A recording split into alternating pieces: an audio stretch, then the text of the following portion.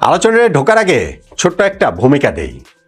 টি-20 বিশ্বকাপে বাংলাদেশকে খেলতে হবে, খেলতেই হবে। সেইটা যেই গ্রুপে গিয়েই হোক না কেন, সেইটা যেই দেশে গিয়েই হোক না কেন, সেইটা যেরকমভাবেই হোক না কেন, এমনকি ভারতের মাটিতে গিয়ে যদি খেলতে হয় সেক্ষেত্রেও বাংলাদেশ কিভাবে মাথা উঁচু করে সেই ভারতের মাটিতেই টি-20 বিশ্বকাপ খেলতে পারে আমার অবস্থান ছিল এটার পক্ষে, খুবই স্পষ্টভাবে, দৃঢ়ভাবে। এটা জনপ্রিয় মতবাদ না। জনপ্রিয় যে হিসাবটা ছিল যে না, আমরা ভারতে গিয়ে খেলবো না, দরকার হলে আমরা টি-20 বিশ্বকাপ খেলবো না। এমনকি যখন আমরা সেটা খেললামই না ফাইনালে গিয়ে, অনেকেই এইটাকে ইনিশিয়ালি একটা বিজয় হিসেবে দেখেছেন, কিন্তু প্রতিদিন, প্রতি মুহূর্তে, প্রতি ঘন্টায় তারা বুঝতে পারছেন যে না, আমরা আসলে হেরে গেছি, আমাদের ক্রিকেট হেরে গেছে। আমাদের ক্রিকেট ধ্বংসের প্রথম পদক্ষেপটা এখনকার যারা এই ষড়যন্ত্রকারীরা আছে তারা খুব ভালোভাবে নিতে পেরেছেন। ফলে এখন নিজেরা এইটা ভেবে অনুতপ্ত হচ্ছেন যে কি কারণে ওই অবস্থানটার দিকে ছিলাম। এবং খেলা যখন ওয়ার্ল্ড কাপটা শুরু হয়ে যাবে, আমাদের দুঃখের আসলে সীমা পরিসীমা থাকবে না। প্রতি মুহূর্তেই আমরা ভাববো যে আহারে, এখানে তো বাংলাদেশও থাকতে পারতো। এখন এই বিশ্বকাপে বাংলাদেশে খেলা না খেলার ইস্যুতে মুস্তাফিজুর রহমানকে কেন্দ্র করে যেটা হয়েছে, সেইখানটাতে নট আউট নোমানের অবস্থানের প্রেক্ষিতে অনেকেই হয়তো এরকম মনে করার সুযোগ রয়েছে, বা বিভিন্ন সময় অনেকে বলেনও বটে, লেখেনও কমেন্টসে, যে আপনি সবসময় যে জনপ্রিয় যেই মতামত থাকে সেইটার বিপরীতে গিয়ে আপনার অবস্থানটা নেন। নট নেসেসারিলি, এটা কিন্তু আসলে ঠিক না। ব্যাপারটা ওরকম না। ব্যাপারটা হচ্ছে কি যে আমি পুরো পরিস্থিতি পর্যবেক্ষণ করে আমি আমার একটা অবজারভেশন দিই, আমি আমার একটা অবস্থানের কথা দৃঢ়ভাবে জানাই, স্পষ্ট করে জানাই। এখানে কোনো গুপ্তটুপ্ত ব্যাপার নাই। যেটা হবে সামনাসামনি, যা হবে সব ওপেনে, এখানে গোপন কোনো কিছু নাই। ফলে সেই আমার অবস্থানটা অনেক সময় জনপ্রিয় যে মতামত তার পক্ষে যায়, অনেক সময় সেটার বিপক্ষে যায়। মাস তিনেক আগে আপনি সাকিব আল হাসান এবং আসিফ মাহমুদ, যুব ক্রীড়া মন্ত্রণালয়ের উপদেষ্টা, তাদের দুজনের মাঝখানে একটা হয়েছিল না যে চাপানুতর ফেসবুক স্ট্যাটাসের লড়াই, এই তখন এটা নিয়ে ব্যাপক বিতর্ক তৈরি ছিল। সেইখানটাতে তো আমার অবস্থান ছিল সাকিব আল হাসানের দিকে, বেশিরভাগ মানুষের অবস্থানও সাকিবের দিকেই ছিল। আমি নট আউট নোমানের আমাদের ইউটিউব চ্যানেলে একটা জরিপ করেছিলেন যে কার পক্ষে আপনি রয়েছেন, সেইখানে 2,83,000 মানুষ, কিংবা এর মধ্যে অনেক বট বাহিনীও রয়েছেন, সেই বট বাহিনী থাকা সত্ত্বেও 57% তো হচ্ছে গিয়ে সাকিবের পক্ষে রায় দিয়েছেন, 43% হচ্ছে আসিফ মাহমুদের পক্ষে। তো তখন তো আমি জনপ্রিয় যে মতামত তার পক্ষেই তো আসলে আমি ছিলাম। ফলে আমি যেটা বলছি যে ভূমিকাটা ছোট্ট বলতে গিয়ে একটু কিঞ্চিত দীর্ঘই হয়ে গেল। নট নেসেসারিলি আমি সবসময় যে জনপ্রিয় মতামত তার বিরুদ্ধে যাই কিংবা তার পক্ষে যাই। আমি সবকিছু ঘটনা পর্যবেক্ষণ করে আমার একটা অবজারভেশন দিই, সেইটা আমি স্পষ্টভাবে চাই।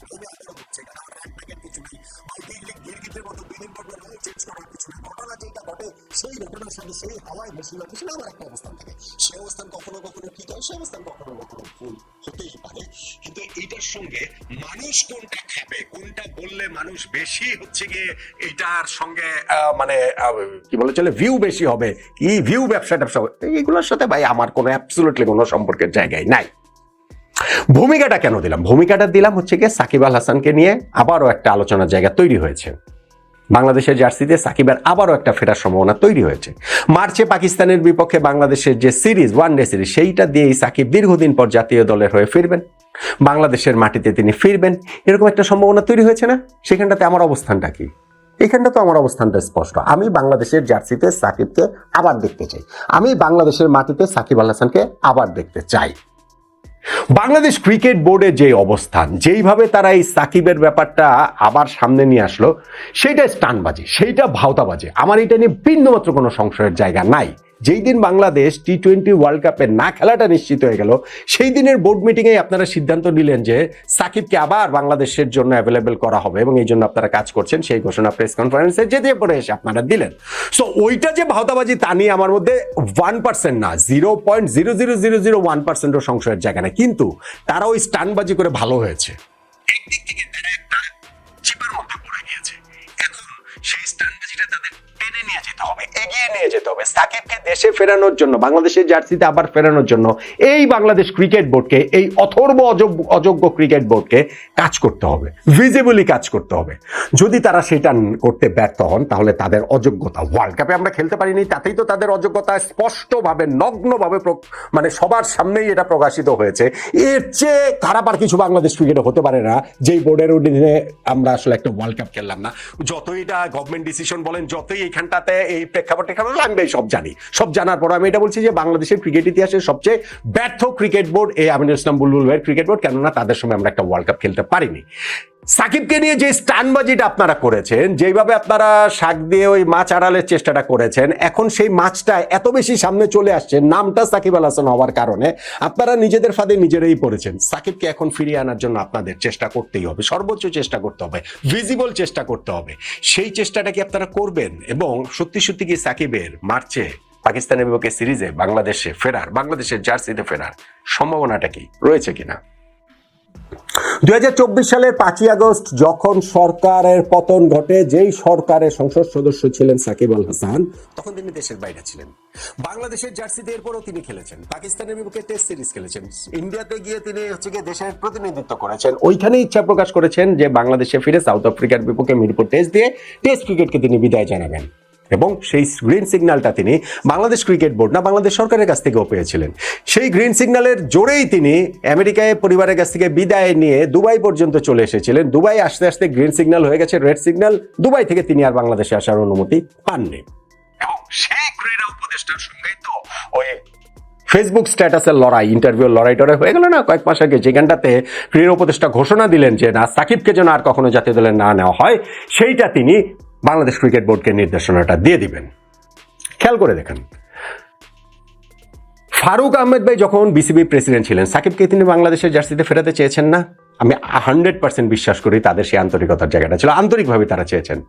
আমিনুল ইসলাম বুলবুল ভাই যখন অন্তর্বর্তীকালীন দায়িত্ব নিয়েছেন, তিনি ফেরাতে চাননি? আমি 100% বিশ্বাস করি তাদেরও আন্তরিকতায় কোনো ঘাটতি ছিল না।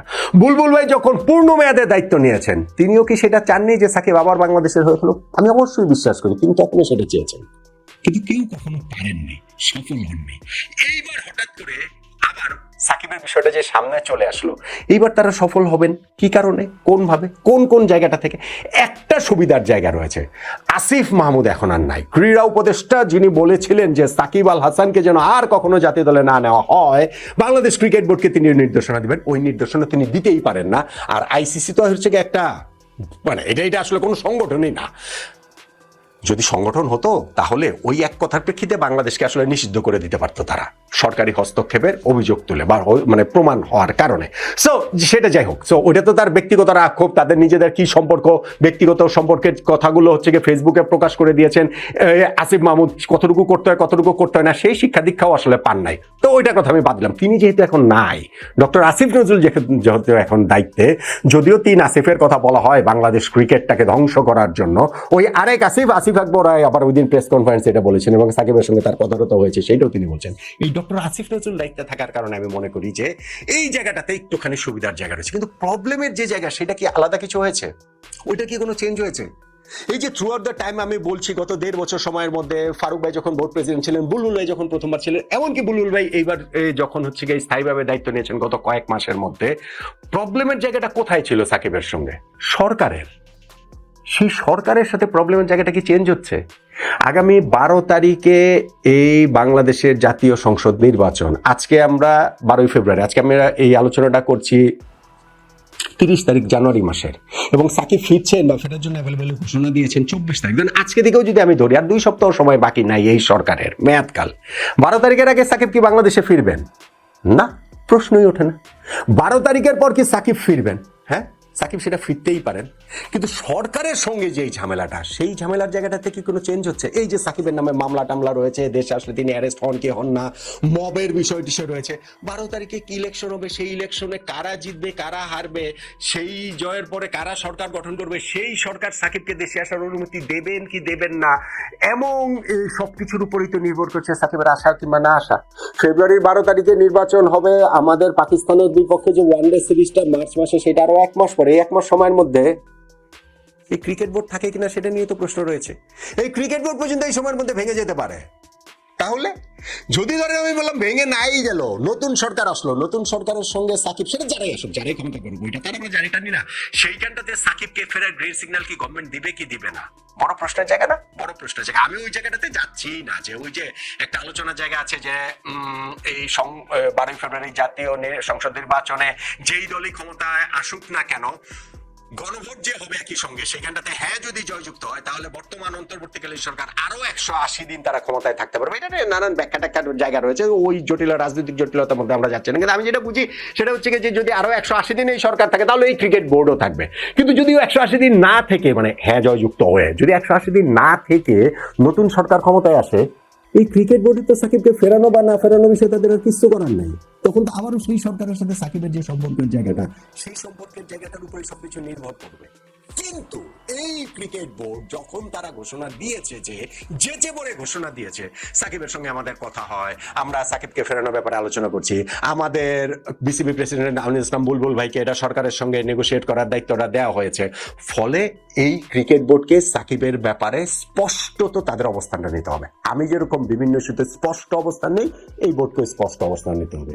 ওই ধরি মাছ না ছুঁই পানি হবে না ভাই, গুপ্ত হয়ে থাকবেন হবে না ভাই, ওই যে লাঠিও ভাঙলো না সাপও মরলো হবে না ভাই। আপনাদের কোনো একটা স্পষ্ট অবস্থান নিতে হবে সাকিবকে, যে আপনারা ফেরাতে চান নাকি চান না। চাইলে আপনারা কিভাবে চান, কতভাবে চান। এই যে ধরুন ওয়ার্ল্ড কাপ ভাই আমরা খেলাতে চেয়েছিলাম কিন্তু সরকারের সঙ্গে আমরা পারিনি, এই কানে কানে এসে যে আমাদেরকে এসব কথা বলছেন না। এবং আমি আপনাদের লিখে দিচ্ছি এই বোর্ড যখন ভেঙে যাবে, যখন থাকবে না, এই বোর্ডের যারা আছেন, বোর্ড প্রেসিডেন্ট থেকে শুরু করে যারা বোর্ড ডিরেক্টর রয়েছেন, বিভিন্ন সময় আপনারা ইন্টারভিউ দেবেন, আমরা ইন্টারভিউ করবো, সেখানটাতে তারা তাদের অসহায়তার কথা বলবে যে ভাই আমরা ওয়ার্ল্ড কাপটা খেলাতে চেয়েছিলাম কিন্তু সরকারের কারণে আমরা পারিনি। যদি সরকারের ওই চেঞ্জটা হয় সেই রকম ভাবে, তার তখন দেখবেন যে তারা নিজেদেরকে নিরপরাধ প্রমাণ করার জন্য উঠে পেরে লাগবে। সেটা পরের বিষয়, সেটা আমার কোনো মাথা ব্যথা নাই। তবে এইখানটাতে সাকিবের ইস্যুতে যেহেতু আপনারাই যেচে পড়ে বলেছেন, অতএব আপনারা এইখানটাতে স্পষ্ট একটা অবস্থান নিতে হবে। সেই স্পষ্ট অবস্থান সাকিবকে ফেরানোর পক্ষে নিতে হবে। আপনারা পারেন কি পারেন না সেইটা অন্য আলোচনা, কিন্তু সেই অবস্থানটা নিতে হবে। কিন্তু আমার কাছে সত্যিকার অর্থে আমি বলি, সাকিবকে মার্চে পাকিস্তানের বিপক্ষে বাংলাদেশের জার্সিতে দেখা যাবে, এই জায়গাটাতে বোর্ডের শুধু অবস্থান ঘোষণা করেছে প্রকাশ্যে, এইটা বলে তারা একটা নিজেদের মানে একটা কি বলা চলে যে একটা দায়বদ্ধতার মধ্যে তারা পড়েছে। এর বাইরে সত্যিকার অর্থে ঘটনার কোনো অগ্রগতি নাই এবং এর বাইরে ঘটনার কোনো অগ্রগতি হবেও না। 12 তারিখে নির্বাচনের পরে নতুন সরকার আসবে, নতুন ধরেন হচ্ছে দল দায়িত্বে আসবে, নতুন স্পোর্টস মিনিস্টার আসবে, সবকিছুই তো তখন নতুন ভাবে হবে। সাকিব আল হাসানের সঙ্গে তখন তাদের সম্পর্কের জায়গাটা, রাজনৈতিক হিসাব টিসাবের জায়গাটা সবকিছু আবার নতুন ভাবে হবে। কিন্তু সেগুলো হওয়া সত্ত্বেও এই যে আপনারা একটা স্টানবাজি করে সাকিবকে আনার কথা বলেছেন না, এখন আপনাদেরকে আমরা চাপে রাখবো, আপনাদেরকে আমরা এই প্রেশারের মধ্যে রাখবো যে না সাকিবের ব্যাপারে আপনারা আসলে কি করেছেন। আমরা বলতে হচ্ছে কি, আমি মিডিয়ার কথা বলছি, আমি জনগণের কথা বলছি, বা যারা মনে করেন যে সাকিবকে এভাবে ফেরানোটা আসলে উচিত বলে মনে করে। হ্যাঁ ঠিক আছে, সাকিবের ব্যক্তিগত যে এইসব জায়গাগুলো রয়েছে, তার মামলা টামলা যে বিষয়গুলো হচ্ছে আইনি যেভাবে মোকাবিলা হচ্ছে সেগুলো ওইগুলোর মতো করে হবে। কিন্তু এন্ড অফ দ্য ডে যে সরকারের সিগন্যাল লাগবে এবং সেই সিগন্যালটা আদায় এই এখনকার ক্রিকেট বোর্ড করতে পারবেন কিনা, এটা হচ্ছে প্রশ্নের বিষয়। কিন্তু সেই চেষ্টাটা আপনাদের জারি রাখতে হবে। যদি আপনারা জারি না রাখেন তাহলে আমাদের সবসময় মনে হবে বাংলাদেশ যেদিন বিশ্বকাপ থেকে বাদ পড়ে গেছে সেদিন সাকিব আল হাসানকে ফেরানোর ঘোষণা দিয়ে আপনারা আসলে একটা স্টানবাজি করেছেন, আপনারা একটা ভাওতাবাজি করেছেন, খুব ভালো কথা। কিন্তু সেই ভাওতাবাজিটাকে এবার একটা পূর্ণতা দেন, পূর্ণতা দিয়ে সাকিবকে বাংলাদেশে ফেরানোর ব্যাপারে সর্বোচ্চ চেষ্টাটা করেন। দেখি আপনারা কতটা কি করতে পারেন।